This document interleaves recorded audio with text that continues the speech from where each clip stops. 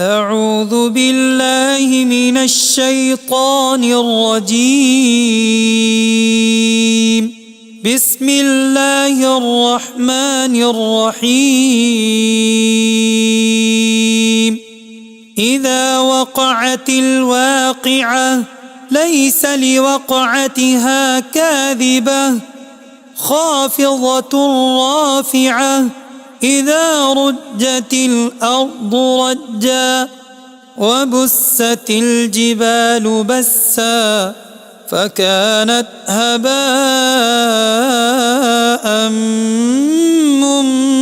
منبثا وكنتم أزواجا ثلاثة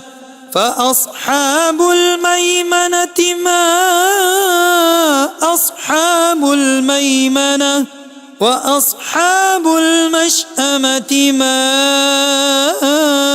أصحاب المشأمة والسابقون السابقون أولئك المقربون في جنات النعيم ثلة من الأولين وقليل من الآخرين على سرر موضونة متكئين عليها متقابلين يطوف عليهم بلدان مخلدون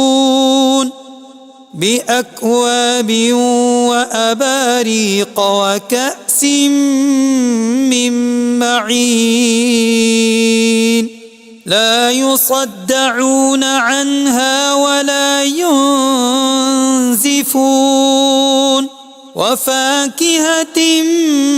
مما يتخيرون ولحم طير مما يشتهون وحور عين كأمثال اللؤلؤ المكنون جزاء بما كانوا يعملون لا يسمعون فيها لغوا ولا تأثيما إلا قيلا سلاما سلاما وأصحاب اليمين ما أصحاب اليمين في سدر مخضود وطلح منضود وظل ممدود وماء مسكوب وفاكهة كثيرة لا مقطوعة ولا ممنوعة وفرش مرفوعة إنا أنشأناهن إنشاء فجعلناهن أبكارا عربا أترابا لأصحاب اليمين ثلة من الأولين وثلة من الآخرين وأصحاب الشمال ما أصحاب الشمال في سموم وحميم وظل من يحموم لا بارد ولا كريم إنهم كانوا قبل ذلك أولئك مترفين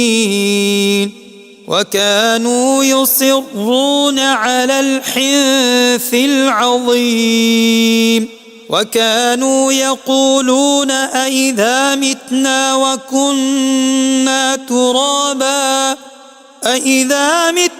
وكنا ترابا وعظاما أئنا لمبعوثون أو آباؤنا الأولون قل إن الأولين والآخرين لمجموعون إلى ميقات يوم معلوم ثم إنكم أيها الضالون المكذبون لآكلون من شجر من زقوم فمالئون منها البطون فشاربون عليه من الحميم فشاربون شرب الهيم هذا نزلهم يوم الدين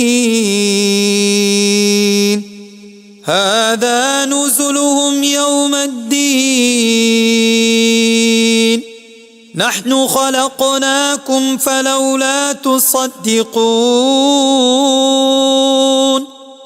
أفرأيتم ما تمنون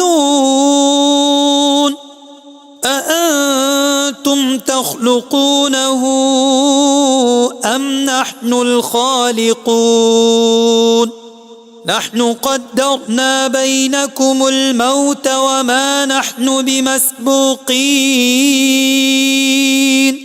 على أن نبدل أمثالكم وننشئكم فيما لا تعلمون ولقد علمتم النشأة الأولى فلولا تذكرون أفرأيتم ما تحرثون أأنتم تزرعونه أم نحن الزارعون لو نشاء لجعلناه حطاما فظلتم تفكهون إنا لمغرمون بل نحن محرومون أفرأيتم الماء الذي تشربون أأنتم أنزلتموه من المزن أم نحن المنزلون لو نشاء جعلناه أجاجا فلولا تشكرون أفرأيتم النار التي تورون أأنتم أنشأتم شجرتها أم نحن المنشئون نحن جعلناها تذكرة ومتاعا للمقوين فسبح باسم ربك العظيم فلا أقسم بمواقع النجوم وإنه لقسم لو تعلمون عظيم إنه لقرآن كريم في كتاب مكنون لا يمسه إلا المطهرون تنزيل من رب العالمين أفبهذا الحديث أنتم مدهنون وتجعلون رزقكم أنكم تكذبون فلولا إذا بلغت الحلقوم وأنتم حينئذ تنظرون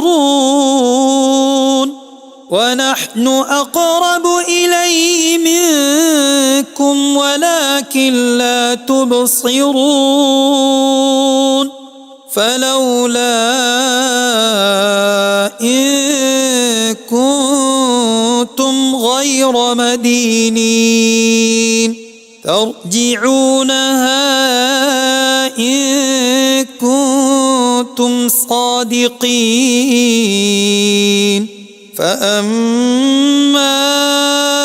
إن كان من المقربين فروح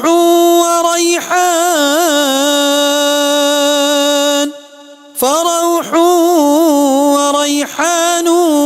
وجنة نعيم وأما إن كان من أصحاب اليمين فسلام لك من أصحاب اليمين